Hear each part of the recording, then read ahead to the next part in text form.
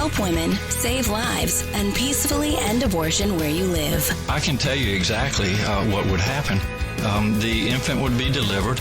The infant would be kept comfortable. The infant would be resuscitated if that's what the mother and the family desired. You were serious about that?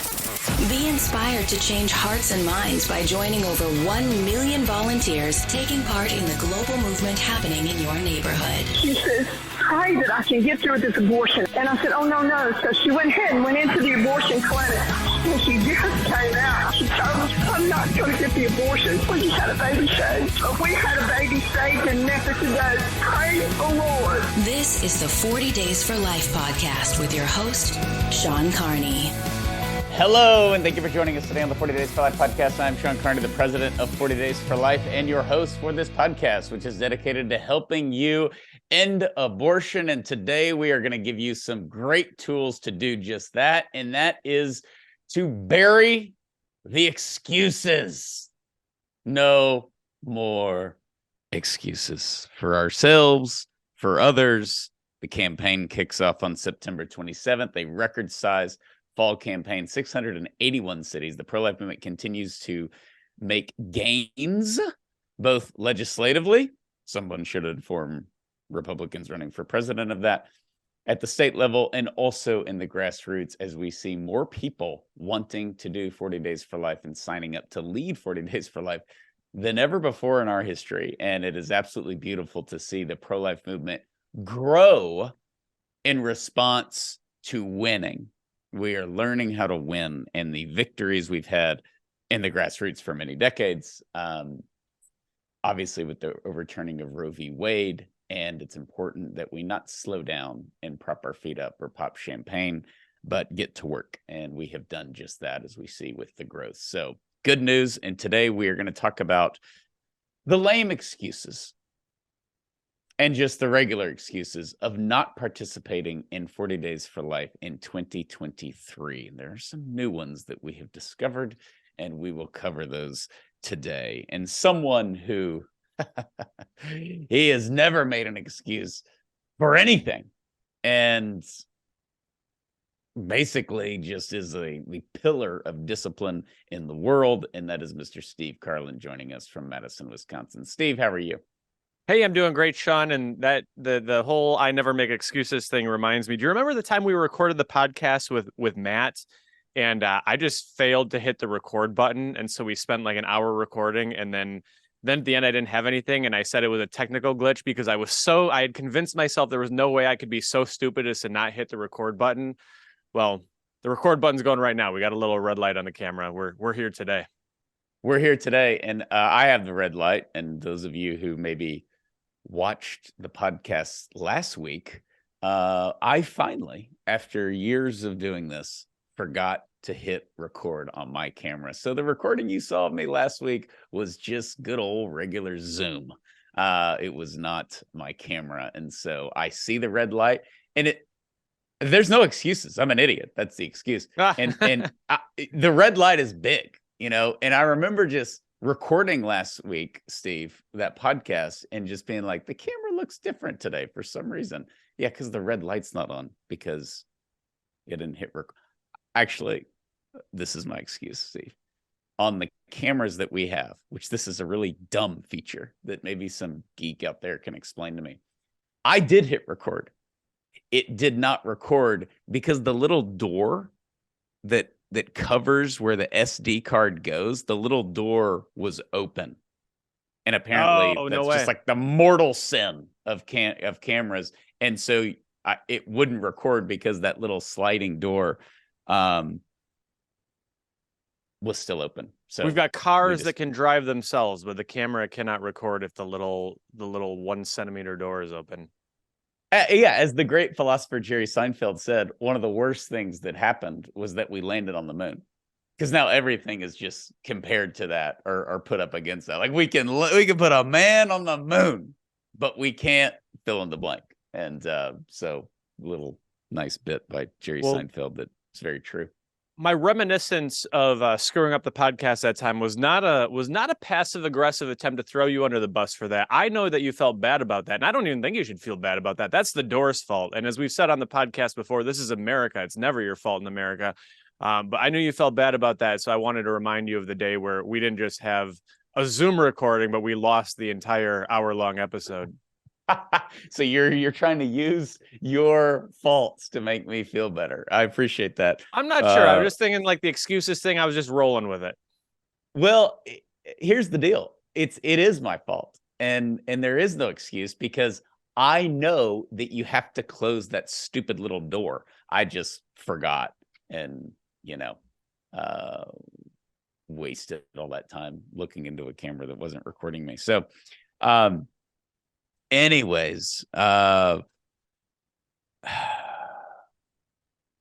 we need to do a podcast on the excuses of politics. For some reason, I'm on a Republican rant this morning, Steve. I don't know why. So I don't want to distract us from the podcast, but there's a lot of excuses. It's like daily you see, the Republicans want to get rid of the term pro-life. Have you heard this? This is a new thing.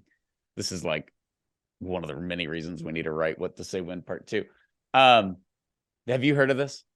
I apparently missed that. I'm on the edge of my seats to hear why an innocuous term like pro-life would be offensive. Which there was this marketing guru. He's not like a guru, like he has no credibility, like Coca-Cola listened to him, GE listened to him. He's a big marketing guy in the 80s and 90s. And he wrote this great marketing book that I ended up reading like right after college. And it's a secular book, and just out of nowhere, he uses the pro-life movement by saying the most genius phrase that they could have branded themselves with was pro-life, because just you have to be that in every aspect of life. You're pro-life, and if you're not, you're anti-life or you're Anyway, so he just broke it down of why he I'm not giving my position on abortion, blah, blah, blah. He did all that. But then he talked about how genius the term pro-life is. Some people don't like the term in the pro-life movement. I'm not one of those. I like the term pro-life. I am pro-life. And I don't mind anti-abortion either, actually. Some people get really mad at that. But the media is like, and the anti-abortion activists were outside. I don't mind being anti-abortion because I think abortion is a negative word. It's still outside of vulgar words. It's the second most controversial word in the English dictionary, according to Webster. And so abortion is a controversial negative word. So if you're anti-abortion, that's positive. If you're not anti-abortion, you may be pro-abortion. That would be the opposite. So I don't mind that. Here's the deal.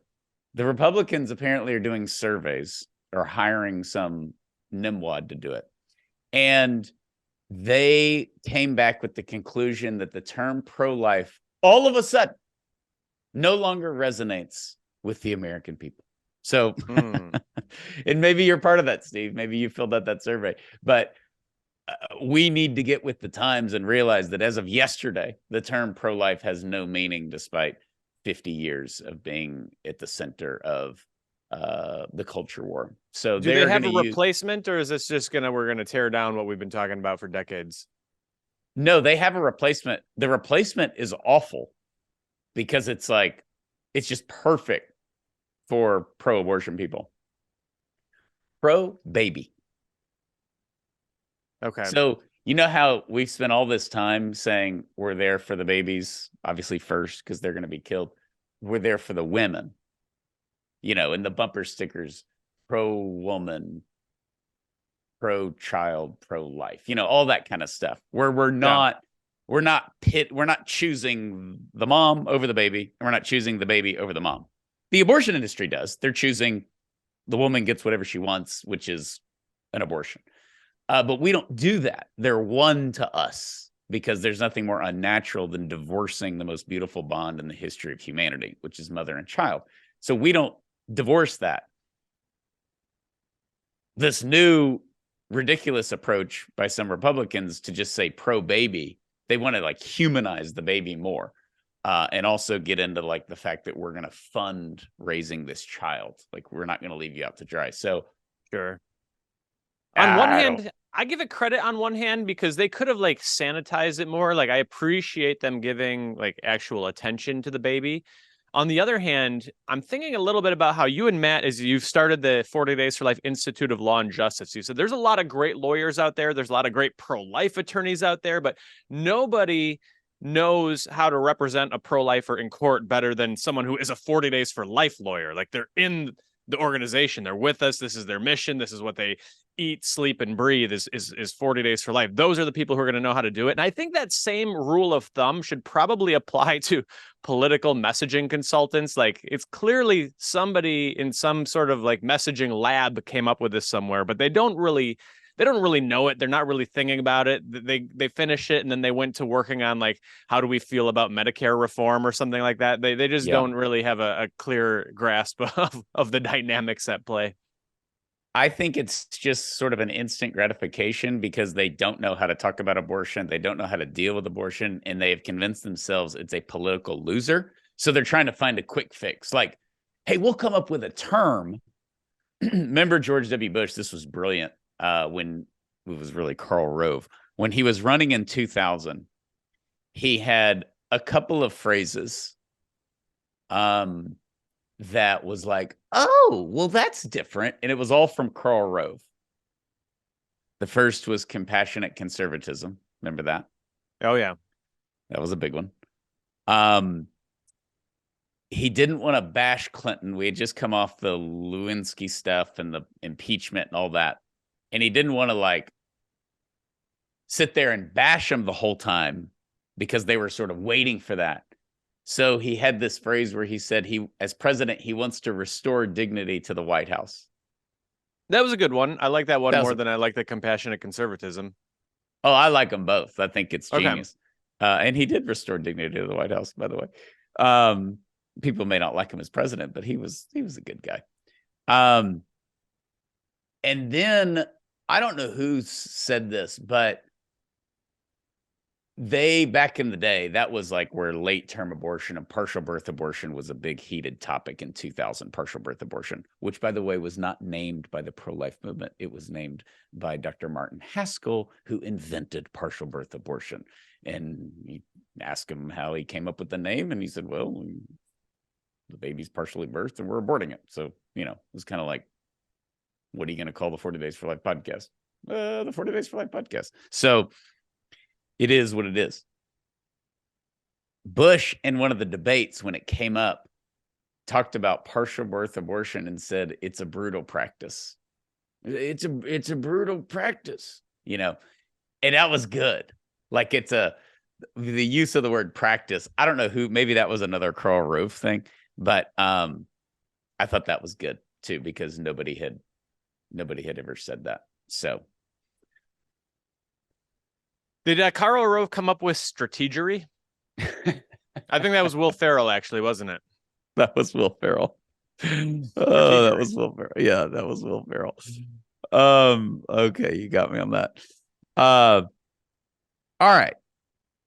Sorry to take us down the Republican thing, but we're gonna watch this. We will end up doing a podcast on this, but as the primaries unfold, because obviously the Republicans, as part of their party platform, they are pro-life still, and the Democrats are pro-abortion as part of their platform. So that's like not us putting words into people's mouths, but it'd be interesting to see how the Republicans continue to embrace Roe or botch the current situation in our country.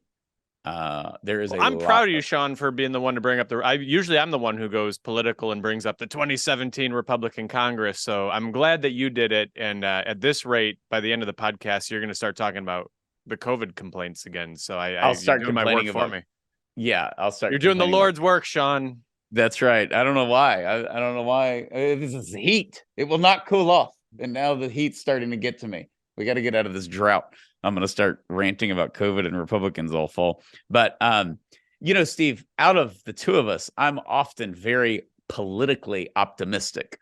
From day one, I thought Trump would win in 2016. You were just probably just a normal person. Like, that's just not going to happen. hope it does, but there's no way he's beating Hillary. We had to plan our 40 Days for Life strategery around what the public policy implications would be. And I said, don't even plan a Trump victory alternative. So I'm glad you didn't listen to me. Well, every presidential election, just so whether people know or care, we filmed 2 videos, and it's whichever one wins, right? And we did it for Dobbs. I filmed all those videos probably 6 weeks before the overturning of Roe, because you don't know when it's going to come out, although we suspected late June. It could have been early June. So I filmed they didn't overturn Roe. I filmed 3 videos for that. They overturned Roe completely, back to the states, which is obviously the one we used. They kind of halfway did it, some weird curveball, odd video. And the John Roberts video. The John Roberts video, definitely. And John Roberts is a loser video. And then the third was they didn't do it. They didn't overturn Roe and all that. So thankfully we used the one that we wanted. But with all that said, I'm usually very optimistic. And I am not right now with the Republicans because they do not, no one's articulating abortion well.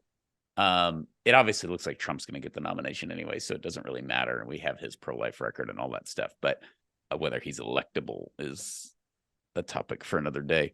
But that's just cringeworthy whenever abortion comes up and these Republicans start talking. So anyways. And by the way, somebody wrote in and said, well, why don't y'all give them talking points? Like, and I will say, we don't like email Nikki Haley and tell her what to say. But I have been asked by numerous people who are involved in politics for talking points. I don't know where those end up, but I've sent stuff off. Always have, for years. But especially when What to Say When came out. So it's out there if they want to, if they haven't been given that information or they want to Google it, it certainly is out there on what to say with these. That's probably the question, Steve, I get the most in radio interviews now, and TV interviews is what should they say, And so anyways, sorry to take us down that. The reality is we have no excuses, and we are going to go through. These are some good excuses that Steve and I have all used. These are the top 8 excuses. And Steve, I'm going to cover our last, this isn't one of them, but before we get into the excuses, we want to say that there are legitimate reasons for not participating in 40 Days for Life. When we say 40 Days for Life is not for everyone, that's just not like a passive aggressive condescending, like, yeah, obviously you're a wuss or you can't do it. It's not for everybody. That's not what it is. There are legitimate reasons that we've always said. Number one is you have an abortion in your past and you just don't feel you have the capacity to go out there. It's not wise to go out. Great reason not to go out. Some people are, some people aren't. But there's if you haven't been through a healing process yet, it's probably not good to jump headfirst into those waters. Years ago, I had a post-abortive woman share her testimony in front of Planned Parenthood, and she had done it many times and very, very powerful. And she gave it, and I was standing next to a woman who I knew had had an abortion, one of our volunteers. And she leaned over and she said, I don't think I could ever share my testimony. And I said, good, don't. And it's good that you know that. It's good that you're not wondering or you're trying to like challenge yourself. And then you get up there and you're like, this was a mistake. So I was like, don't, and so it's just that is completely okay. So you're involved in an abortion or there's something personal there in your past. You just don't think you have the capacity to go out. That's a good reason not to. You're physically frail. It doesn't help us when people pass out at the vigil. And that has happened to me before. I have literally been dependent. This is a big admission. Mary Lisa and I were dependent on the help of Planned Parenthood escorts one time when this elderly woman came out after giving blood. I have no idea why. She gave blood. It's 103 degrees. She hasn't eaten all day. and she comes out to the vigil and just passes out. And thankfully, the Planned Parenthood escorts, who I knew really, really well, came over and helped. And I was the only thing, like, they could have said something, like they could have really been smart Alex. And they did say one thing, and I actually thought that it was funny because I was holding a "Pray to End Abortion" sign, and one of the guys said, "Make some actual use of that sign and fan her." And I didn't argue with that. I was like, "Hey, I'm just trying to help this poor old lady who passed out. If you wanna whip at me, I'm totally cool with that." But I actually thought it was kind of funny, since obviously he disagrees with the sign, which read "Pray to End Abortion." So physically, you can't go out. You're prone to anger. You have a temper. Don't come out. Don't come out. The people that are like, "I couldn't handle being out there." Great. Know thyself, Socrates. Don't come out. So those are the legitimate reasons of not coming out. You have an abortion in your past. Physically, it's very difficult. Or you have an anger issue. Or just not even an anger issue, but you're just like, "I don't think I can handle that." Totally okay. That is not what we're talking about today, Steve. Today, as we kick off on September 27th in 681 cities, we are talking about the common excuses that we hear. There are many of them. I don't know if you've ever made them, Sean, but I certainly have. The first day I ever went to a 40 Days for Life vigil, I woke up that morning. It's like April, and my wife said, I asked my wife, "What are we going to do today?" And it was kind of a rhetorical question. I had my plans. It was the first week of baseball. I was going to watch baseball is what I was going to do. You were married? Yes. Okay. And Lord, this is like, April's a great time in Wisconsin, right? Like finally you can like do something. Baseball's back. Like all the good times come back in April. And my wife said, "Well, I was thinking we could go to the pro-life vigil." And I was like, and suddenly it's like April and the birds are. I was like, "No, it's too cold. We had a baby. Like we can't take Peter out. It's too cold." And she's like, "Actually, it's like pretty nice out today. The weather's it started out chilly, but it's gonna warm up." I was like, "Yeah, the temperatures are fine. I have the flu. Yeah."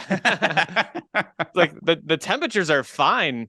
But you know, the wind, like we can't take the baby out in that wind. And she looked out the window, and I looked at the window, and the leaves on the trees just starting to bud were completely still. There was no wind whatsoever. And at that point, I thought for a split second about trying a third excuse, and then I left with a shred of dignity intact. We went to the vigil, and of course we never quit going to the vigil after that. But it took a little bit. I'm not proud of that story, but thankfully my wife didn't accept excuses. Okay, so that's awesome. I have a version of that, and I have used a few of these excuses, but this is the only time this has happened to me, because going to the vigil has not required a ton of motivation for me, and I've always you don't enjoy it, but there's a certain peace out there. It's always time well spent, except for this one time, and I was still in college. I just had I was working. I had a bunch of homework, schoolwork. I was trying to get into law school. I was doing all this stuff. And Mary Lisa and I went out there like we always do. And it was like Saturday at 6:30 in the morning. And we park our car on the side street, and it's just pouring down rain. And I'm like, I just really don't want to do this today. Like something like that. Like just, it was worse than that, but it was like, I'm getting sick of this. I don't want to go out there, something like that. And Mary Lisa said, "Shut up, let's go." And that was the end of it. It ended really, really fast. It was like a quick, instant, medicine. It was just like, she said it sweetly, but she's like grabbing her purse and getting all her stuff. And I'm just like sitting there. For some reason, she drove, and I'm sitting there in the front seat, and I'm like, I'm really tired of it. So she's like, "Shut up, let's go." And it was a great day. It's a great. I think we had a save. We did have a save, because that was God accurately shaming me by saving the baby when I didn't even want to go out. So we are not saying this to look down on you. We are saying this to join you in our pathetic excuses. Number one, Steve, this is just common. Too busy to go out to the vigil. Yeah, we're all busy, right? Everybody's busy. I don't know. Do you know a single person in your life who would say, "No, I'm not busy"? I don't think any of us do. And that's what's great about 40 Days for Life is it lasts for 40 days and it goes all day. Some locations literally goes 24 hours a day. And that leaves you really with no good reason not to go out and do the vigil. You can do it before work. You can do it after work. You can do it on the weekend. You can do it in the evening. There's no shortage of times that vigil is necessary. Sometimes people kind of ask, like, oh, well, I only want to be there when the abortion facility's open. Otherwise, who will see us? Well, God will see you. We definitely want to witness to the women. We witness to the workers. We witness to the community. But our first and primary audience, I guess, for lack of a better word, is the Lord who sees us out there, a Lord who refuses to be outdone in generosity. And so the abortion facility closes at 4:30 and you get off of work at 5, take the 6 to 7 shift. The Lord's going to answer those prayers. Absolutely. And, a lot of people do want to go out when they're open, but some don't. Some don't realize, like, even the people that are like, I don't have a anger problem. This sounds depressing. I don't want to watch women go in and have abortions all day. Sometimes if you let them know, hey, you can go out at 7:30 in the morning. They don't open till 9.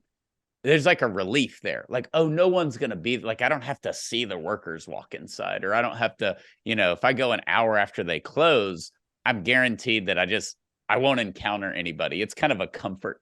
And so you can use that when you ask people to go out, certainly during the day, which is often our hardest time to fill because people are working and in school and whatnot. But after hours, before hours, sometimes that gives people extra comfort. Okay, this next one, this is just part of the problem that we're in right now. And that is the excuse of, I don't want to get into legal trouble. Remember that guy who had his house raided by the FBI? I don't want to be like him. So this is a catch-22 with 40 Days for Life, because we have to report things and talk about things and defend people like Mark Houck. We have to share some of the bad that goes on with 40 Days for Life, which is harassment from pro-abortion people, which has really kind of disappeared the last year and a half, or harassment from law enforcement, which is recent. Obviously, we get along with local law enforcement, never had an issue with the DOJ until recently. We've talked about that. Well, part of talking about that is people like listen and they're like, oh yeah, the DOJ, they're totally compromised. I'm not going to get arrested, am I, if I participate in 40 Days? So that's part of the catch-22.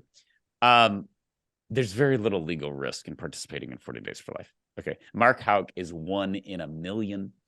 It was Philly. He shoved the guy. It was an altercation. He was acquitted in an hour. We all know that, and the DOJ used all of that as a total excuse. We heard about these 5 people that did the rescue, which is why the FACE Act was set up. And they were arrested and they were tried, and many of them got sentenced recently, some up to 10 years in prison. But they were actually blocking the entrance of an abortion facility. So this whole notion that you're going to have legal problems when you participate in 40 Days for Life, it is a myth.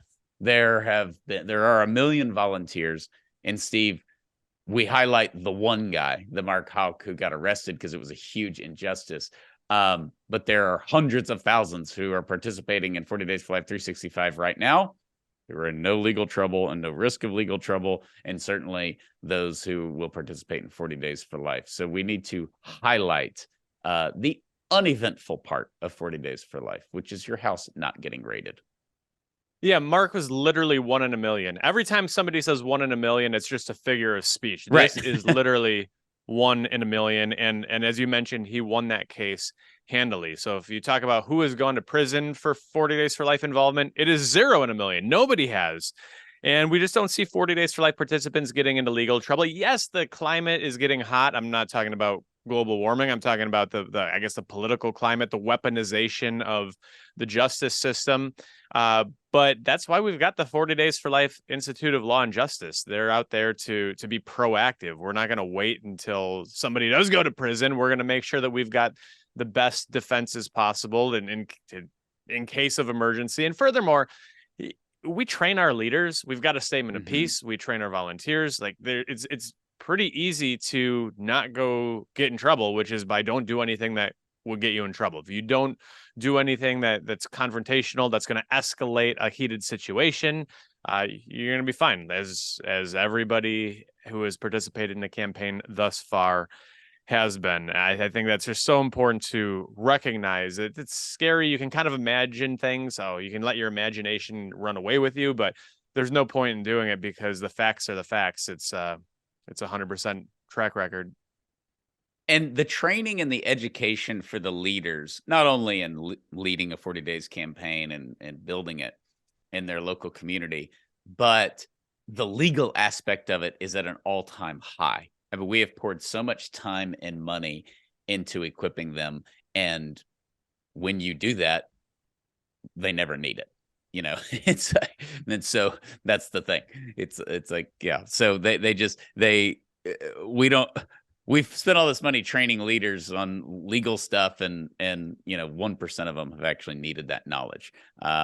We have an emergency response plan, which we'll get to for safety, but the legal training is at an all-time high, and you, the listeners, should know that you can trust your local 40 Days for Life leadership. They're very knowledgeable. They know your community. They've done it probably more than once or twice at this point. And it's no longer a real excuse. It's never been an excuse that you're somehow going to be locked up. So, okay. And by the way, Steve, we talk about Mark and all that, and it's just so dramatic, but look at Westchester. They banned 40 Days for Life. We sued them and we won, so free speech is still free speech. We still live in the United States of America, and they haven't completely destroyed the Constitution yet. So until they do that, or until we succeed in completely saving it, you should know that it exists. We have free speech, and this is legal and peaceful.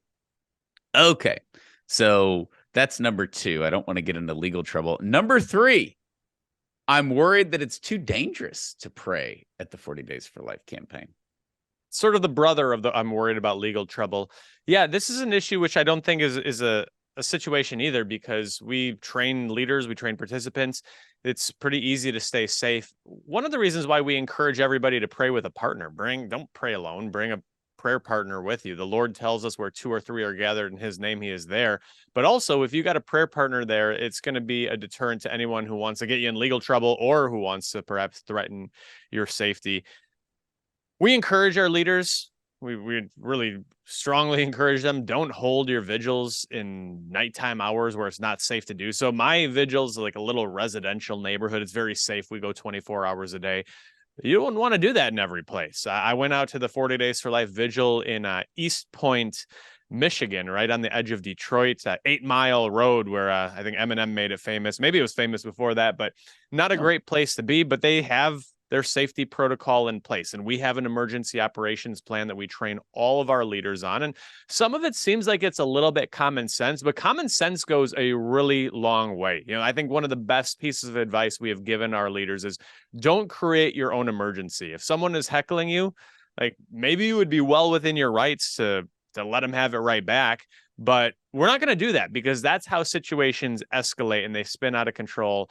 And we don't do that. And that's why we have seen such tremendous, not only is the legal record tremendous, but the safety record is tremendous. We can recall Ron in San Francisco from a number of years ago. That's sort of like the Mark Houck on the safety issue, where they came and they knocked Ron down and they kicked him and they took his sign.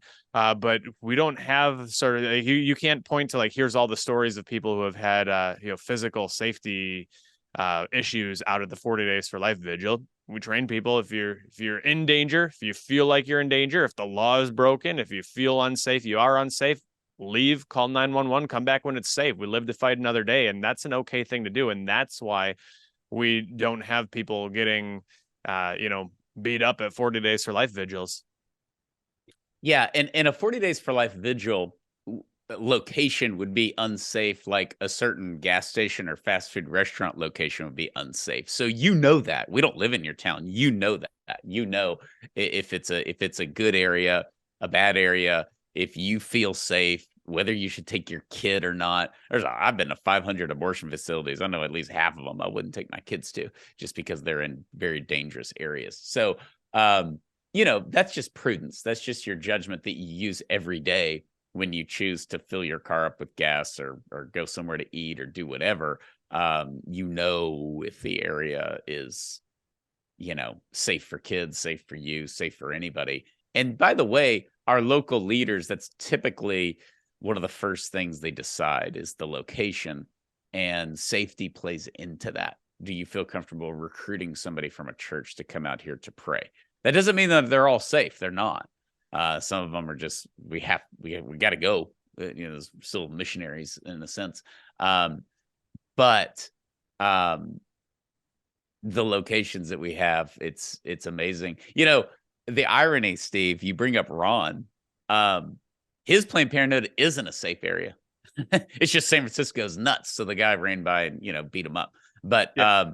I've been to that Vigil. That's a nice area. It's safe. It's I don't know if, I guess, any part of San Francisco or California for that matter is actually safe. But on paper, that was a fine Vigil location. And yet that happened. And then you go to some of these places, I've been to Queens, I've been to the Bronx, and you're like, am I going to get shot? And nothing happens. Everybody's friendly. It's totally fine. So our decision making goes a long way on it. Like Ron is a case too, where the guy came to steal his sign, and Ron was like, I'm not giving up my sign. And so he kind of made a decision there, and he lived with it. And I don't know that he even regrets it. But if you are worried about safety and someone comes and is like, hey, give me your sign or I'm going to beat you up, just give him the sign. And lived to fight another day. And he's 80 years old. It was awesome. Yeah. 85. And he kept trying to get his sign back. And the guy kicked him again and said, stay down, old man. And so we gave Ron a t-shirt that said, I won't stay down. So he's proud of that shirt too. I've seen him wear that on a variety of, like, the West Coast Walk for Life and various other 40 Days for Life events. He loves it. Ron is a hero. I love him, but he's retired. And if I believe, was he a dentist? Was that his career? That sounds right. I think so. Yeah. I mean, how cool if he was your dentist, like this is how my dentist rolls at 85, he's like defending his sign against the mob. That happened where, like, this guy who attacked him, what a jerk. Like, Ron's got to be like 65 years old, maybe pushing 70. And then we found out he was 85. We've known him for all these years. He looks young. It's because I called you and I was like, gosh, he may be pushing 70. Like, he's at least like 65. And we do the research. It's like, he's 85. We are a solid 20 years off. It was great. And he's wonderful, wonderful. Remember soul. Those Chuck Norris jokes? They should be making Ron jokes. I think it was like 10, 15 years ago. Yes, exactly. Yeah. They're very good. The Chuck Norris jokes are gold and endless.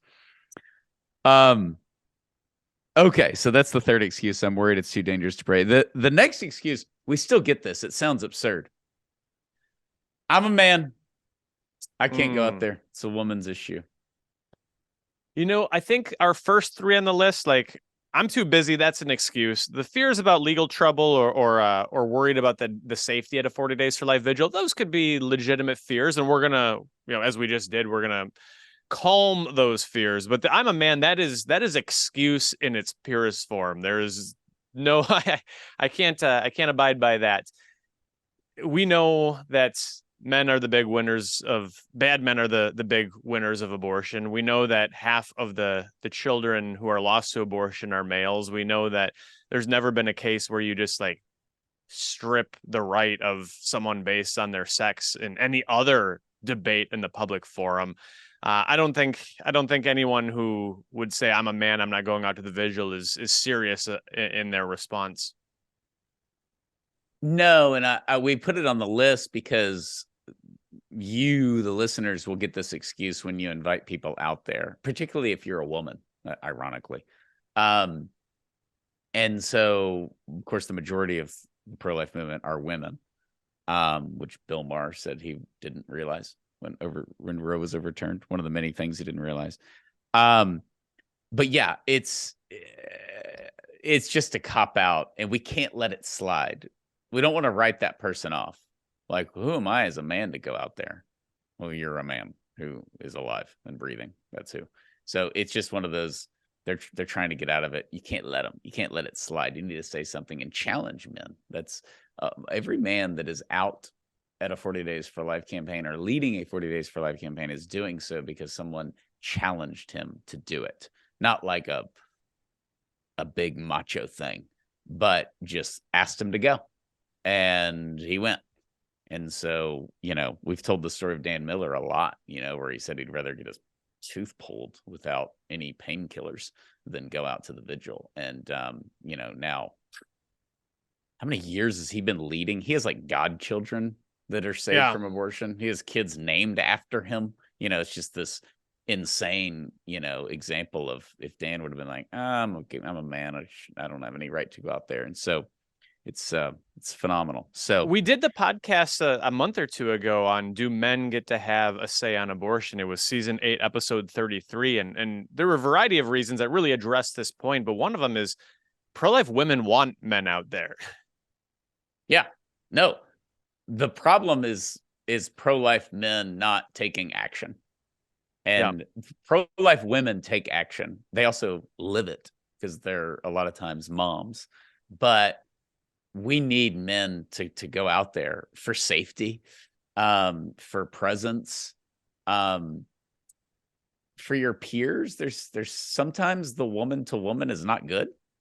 Who do you think you are coming out here telling me not to have an abortion? But they'll be more open to listen to a man. So is Bobby, who works for us. He was one of our best sidewalk counselors. He was a man, and he was cool. And that helps. And, sometimes the stereotype is completely wrong. And this is one of those examples. So it's too where Jim Ball makes a great point, our great leader from Green Bay, Wisconsin. You guys can go hunting for hours on end. You can go sit at a football game for hours on end. You can take an hour to go stand up for women and children.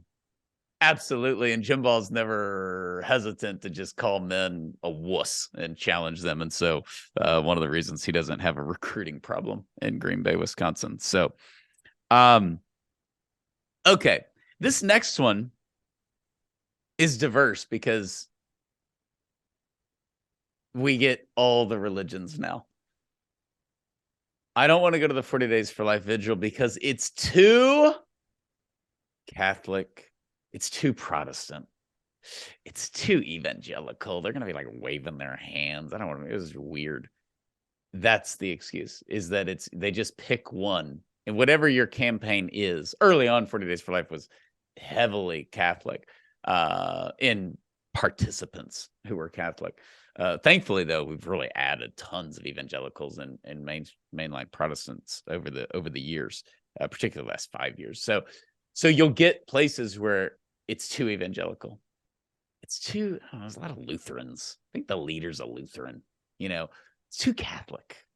I got like the rosaries. I don't know what that is, like pagan or something. So that becomes the excuse, is like, I don't want to be around those people. Yeah, which is a great way to make sure that your voice is not heard and your faith tradition is not represented. I always find that to be pretty remarkable. Like it's too whatever. Okay, so it's how's that going to change if you don't bring your relationship with the Lord out to the sidewalk? I don't think it is. I would rather, sometimes I get people like they brought their signs of Mary, or they did their weird hands in the air prayers. I'm not going to be part of this. And I never understand that perspective. I always think that it would make the most sense to bring as many different faith traditions out there as possible, rather than to sanitize everything. And I know it's easy, like the distinctions matter. I'm not like the distinctions don't matter guy. I'm Catholic. I'm proudly Catholic. There's reasons why I am, and I think it's the truth, all of those sorts of things. But I also have a great enough trust in God's mercy that if there's someone who prays differently from me, or they've got some different doctrinal ideas than I have, but they are seeking the Lord in good faith and in goodwill, I trust in the Lord's mercy enough to think that he's going to work with that. And I appreciate if the Protestant who thinks that I'm an idolater would give me the same, give God the same freedom to work on my heart too, for all of my deficiencies. It's also just not true when it plays out. I mean, it's the opposite. I mean, how many times have you gone to a kickoff event for 40 Days for Life, and the local team, 4 or 5 people, are you have like 2 Catholics and 2 Baptists or whatever, and how much, do you hear the Baptists say, I just love my Catholic sisters, and all that kind of stuff. You end up creating these bonds, because I say this as a fact from experience: 40 Days for Life attracts the best of all of them. You will meet the best Lutherans. You will meet the best Episcopalians. You will meet the best Catholics. You will meet the best evangelicals. You'll meet the best Baptists. You just will. It attracts people. And I think that there's this condescending thing where somehow, I'll give you an example. There was a leader years ago, and they didn't want to have, they were like planning their kickoff. And I said, well, typically you have like a Catholic priest and you have a Protestant, and you kind of mix it up or whatever. And they're like, well, I don't want to have a priest. And they were Catholic, because I don't want it to look too Catholic. And I'm like, but that's so condescending, not to the Catholics, but to the non-Catholics. You're just assuming that they don't have the tolerance to even be in the presence of a priest or pray with him. It's so degrading. Like, we're not giving them enough credit. And the same could be said in reverse, that, I don't know, I'm Baptist and I don't want to have all these, I don't want it to seem too Protestant, or we'll lose all of our Catholics. That's condescending to the Catholics in that scenario. Like, they're just totally unwilling to work with anyone, even when it means saving the life of an unborn child. So we see the opposite play out, that you don't hang your faith at the door. You don't compromise your faith. You do lock arm in arm with our brothers and our sisters to end abortion. But when you do that, that doesn't mean that you're compromising your own faith. So this is actually, it's used as an excuse because it's not real. It's just like, oh yeah, I don't want to do that. It's just like a total cop out. It's like the I'm a man thing. But the way it actually plays out is the opposite. 40 Days for Life has brought so many different denominations together. And it has created friendships. It's created friendships. And I think that when you see someone, so we had an Irish priest in our home diocese, Steve, and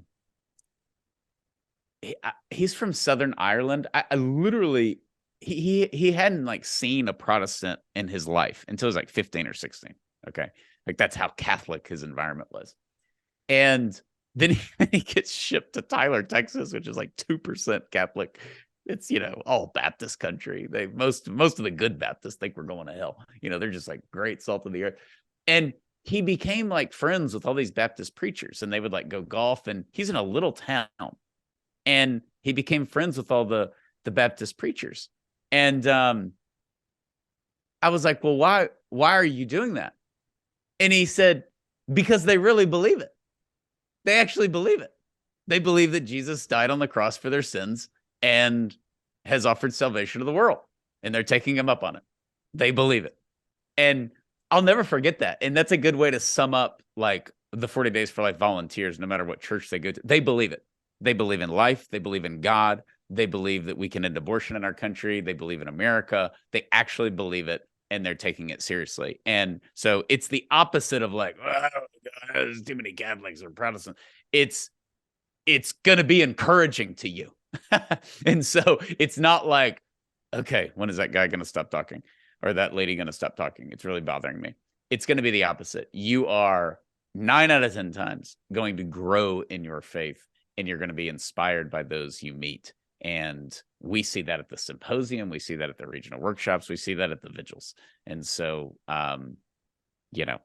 it's great. To this day, I have friends that are like Baptists just from, we like shared an hour on the sidewalk during the first 40 Days for Life campaign. So when you go out there, like, nothing less than the love of God brings someone out to the sidewalk. There's no political agenda. There's no other reason why someone would go out there other than they love God. And when you are aware of that, it allows you, you have so much in common already. If you meet someone in front of the abortion facility, it allows you to skip a few steps in the friend-making process. Absolutely. There's just so much in common. It's one of the reasons we have a lot of these marriages, over 100 weddings from volunteers or leaders meeting people at 40 Days for Life. It's well over 100 now. So it's just great. It's great. So it's one of the positives, actually. And by the way, not to, point out the obvious, but the Catholics and the Protestants quit killing each other in Northern Ireland during World War II because they had a common danger and an enemy, and that was Adolf Hitler. And so when you're out there, you're probably going to be not more worried, but more concerned with what's going on in front of you inside the abortion facility than you are with the lady next to you wearing the Our Lady Guadalupe medal. Okay. This is a good one, Steve. I got you. I got you. This is the gotcha thing. And I've encountered this guy and this gal so many times. Sometimes they work for the media, Steve. Sometimes they are at Thanksgiving and they're related to you.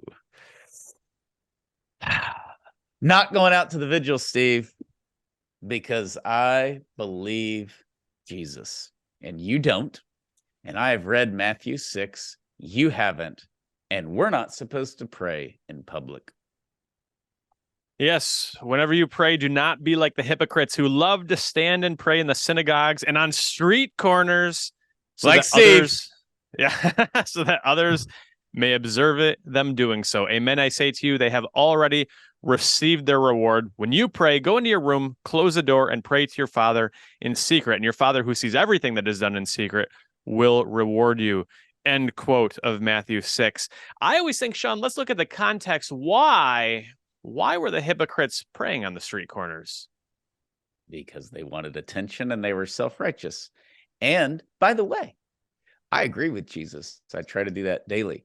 If you go to 40 Days for Life and you sign up for your vigil because you want to be seen and because you want to think you're better than everybody else, then you are in the wrong.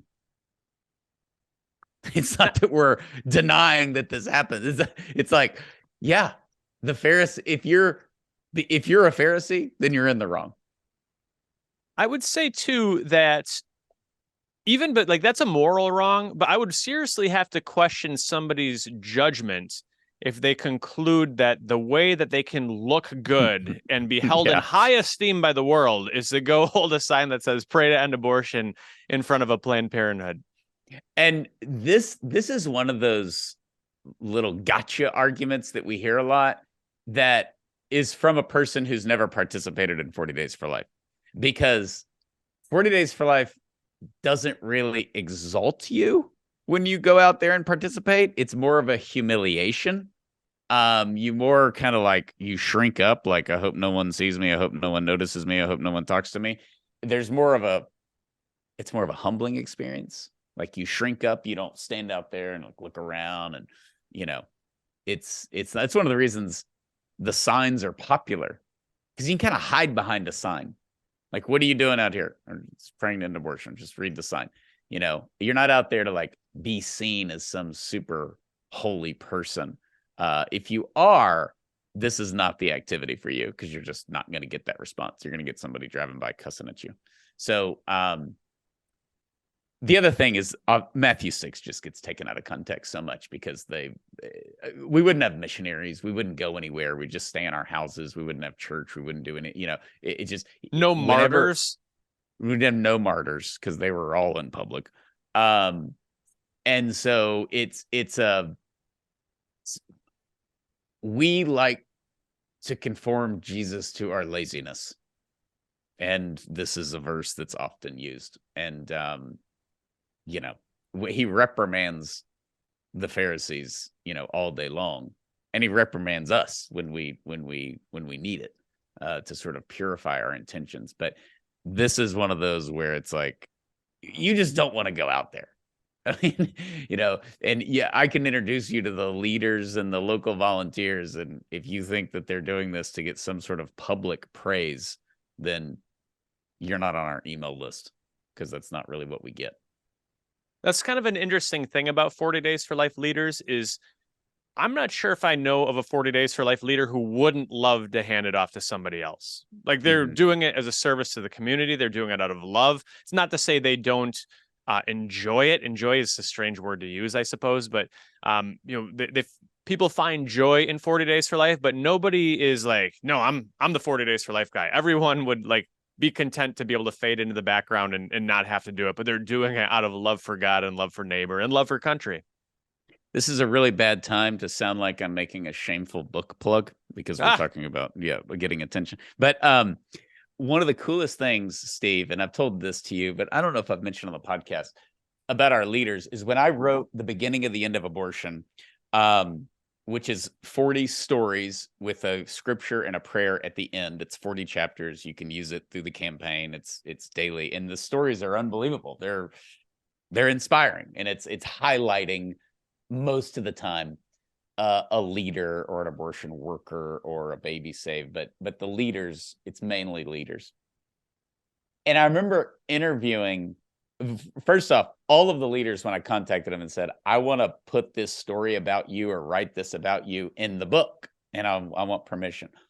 All of them were like, oh no, I don't want to be in the book. They weren't like, okay, great. When's my photo shoot? I'll fly out. And I'm like, no, you're not on the cover, So all of it was like this humble reception. And then I would write a chapter, Steve, and then send it to the leader for them to give final approval. And every single one of them, whether it was on the phone or in an email, afterwards said, I can't wait to read about the other leaders in the book. Like they had a chapter on themselves in the book. And they weren't like, I can't wait for all my volunteers to read this. I can't wait for my son to read this. I can't wait for my husband to read. It was, I can't wait to read about the other leaders. And it's just, that's our point of like, you get the best people who are participating in 40 Days for Life. It's one of the reasons it was George Weigel and Eric Metaxas said 40 Days for Life is America at its best. I'm just going to say, you may have experienced this. I know I've been to vigils and I've been speaking, and I'll be like, and that's why Michelle or Nikki or whoever was our 40 Days for Life leader of the year. And all of the team members are like, what? Why didn't she say anything? They don't even know. Yeah, she doesn't even say anything. Yeah, that happens. The leaders of the year don't tell anybody they're the leaders of the year, and they get a cool jacket that says leader of the year. And I have seen some of the leaders wear their jacket. It's super cool. And they deserve it. But this is a cop-out. And this is just what our society does now. We use the gospel to not do anything. So it's really not very complicated. The next excuse, Steve, I am not political. Yeah, good. We talk about politics at the beginning of this podcast. We talk about politics from time to time because it intersects very closely to what we do. Politicians have usurped the abortion issue and try to make it their own. But at the end of the day, you get involved in 40 Days for Life. You're not going to lobby Congress. You're not going to get out the vote for a candidate. All of those sorts of things are forbidden through 40 Days for Life. We'll talk about the importance of having pro-life legislation and pro-life candidates, but we're not going to tell you, go vote for this guy, go tell your senator to vote against this bill. Not only is it not required, but it's not allowed. You just can't do it. We're not going to do it. There's not a lot more, I think, that we need to say about this point, but when you do 40 Days for Life, you're committing to go and pray for an end to abortion where those prayers are most deeply needed. And that doesn't have anything to do with Trump, Biden, or anybody else. Yeah, it's just one of those things. Okay. And you'll get that from churches. So we got to be careful of that. Okay. The next thing. I'm just not cut out for this. I don't know. It's just not my cup of tea. And a lot of people say that they don't have what it takes. And part of that maybe is our fault because we share these great, glorious stories of courageous leaders and all this. But they're like, I could never do that. It's like watching Michael Jordan highlights. And so you're just like, I'm not even going to own a basketball. That's not the majority of 40 Days for Life campaigns are uneventful, and no one has what it takes. That's why, you're not going out and protesting. Otherwise, we'd quit after a week. You get tired of protesting. You get even the people that were at Philip Morris all those years, anti-cigarette people, they're all gone. They didn't last long because they're just protesting the tobacco industry. We are entering into a prayer vigil, and a prayer vigil exists to sustain us through difficulties, to sustain us through the foot of the cross, to sustain us through the great evils that we encounter in our culture. And that is refreshing. That's why 40 Days for Life is energizing. It's not this thing that just drains you and sucks the life out of you. And then you're like, you hit day 40 and you collapse. Some of our leaders may be like that, like physically, but not spiritually. Okay, spiritually, it's very edifying. You don't have what it takes, but you will by the end. You will by the end of your first hour, I promise you. And so this whole notion that you're not cut out for that, who is? And you are cut out for it because God didn't put you in, 1727 when nobody was thinking about surgical abortion or late-term abortion or infanticide. And it wasn't the most common, one of the most common surgeries in the land. We don't get to pick who our parents are. We don't get to pick what time period we're born in. God does that. And so you're here at this time for a reason. So you have something in you that can do this, and he will give you the grace and the strength to do it. So do it, because the whole, it's not my cup of tea. It's not my cup of tea, Steve. I'd rather smoke ribs all Saturday and watch college football, although the Aggies are just pathetic this year. But there's other things that we would rather be doing. But there are certain things in our culture that call us out of our homes, out of our churches, and we got to find the strength to trust God to get us through it. So that's the last excuse, Steve, is I don't think I have what it takes. But I'm going to do a quick review of these. I know we're wrapping up. We covered the legitimate excuses, which are, I think common sense, but you will encounter these internally if you're normal.